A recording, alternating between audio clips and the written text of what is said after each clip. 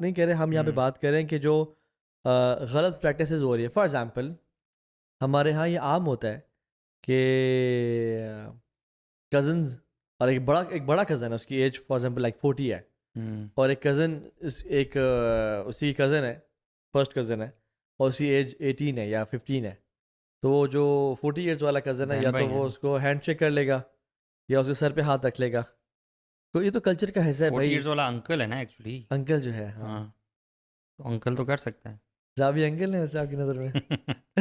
نہیں سی ابھی 40 ہے. جاوی از مور دین 40 یار. اٹ ڈپینڈس کہ جب تک کانسیپٹ سمجھ میں نہیں نہ آئے گا کہ کون محرم ہے اور کون غیر محرم ہے, تو ظاہر سی بات ہے پھر تو پیار بھی ملیں گے, ہینڈ شیکس بھی ہوں گے. تو دین کا علم 40 سے یاد ہے کہ ہمارے ساتھ والا بھائی بھی 40 ہے. اللہ اکبر, یہ ہمارے ساتھ ابھی بھی ٹین ایج پہ پہنچے ہیں. میں تو میری تو یہ سب کو پتہ ہے.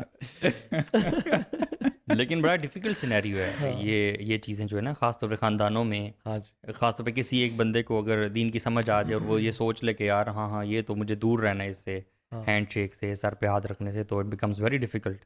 اور کہتے ہیں بھائی تمہیں کیا ہو گیا, why you being so strict. بلکہ اس کو کہتے ہیں کہ تمہاری سوچ جو ہے نا خراب ہو گئی ہے, میری تو بیٹیوں کی طرح یا بہنوں کی طرح. تمہارا کزن ہے, تمہارا بڑا کزن ہے, کیا ہو جائے گا, کیا آفت آ جائے گی اگر وہ سر پہ ہاتھ. کزن نہیں کہتے ہیں بھائی ہے, بھائی ہے, بڑا بھائی ہے. سبحان اللہ. اور یا ایون ممانی برو, میرے لیے میری ممانی محرم نہیں ہے, اور ہر کسی کے لیے ایسے ماموں کی وائف از ناٹ محرم فار یو ایوری بڈی.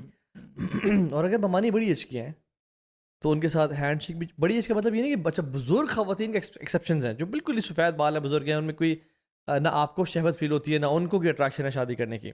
لیکن اف شی از 45 تو it's not allowed for you to shake hands. اور اس بات سے جو ہے نا وہ مجھے یہ بھی ایک ڈبیٹ پوری نکلتی ہے کہ شہوت فیل ہی کیوں ہوتی ہے.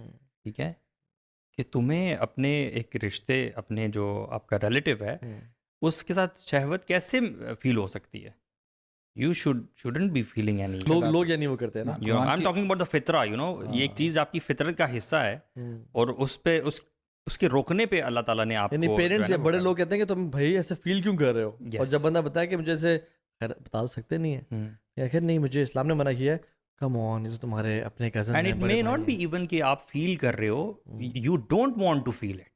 آپ سمجھتے, there's difference. ایسا نہیں کہ آپ فیل کرتے ہو, you actually don't want to be stuck in a situation جہاں پہ آپ آزمائے جاؤ, تو you want to remain away from that thing.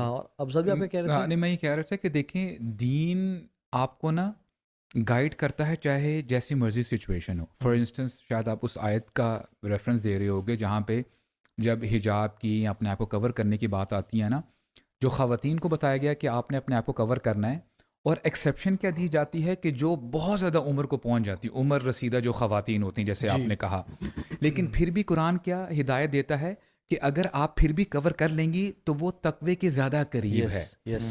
تو یہ ایک بیریئر جو ہے اسلام نے لگایا, اور میں سمجھتا ہوں کہ دیکھیں, اور وہ جو حدیث بھی آتی ہے, ہاں جی sorry to cut you off, جو حدیث میں آتی ہے اللہ کے نبی نے فرمایا کہ تمہارا کسی نامحرم کو ٹچ کرنا اس سے بہتر ہے تم اپنے سر میں کیل ٹھوک لو.